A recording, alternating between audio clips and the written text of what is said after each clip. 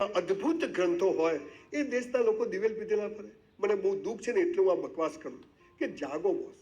You must be role model for your kids. You must be role model for your kids.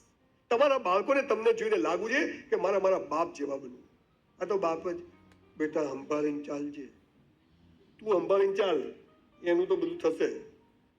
કોઈનો વિશ્વાસ કરતો નહીં, કૌંસમાં હું નથી કરતો, શીખવાડે.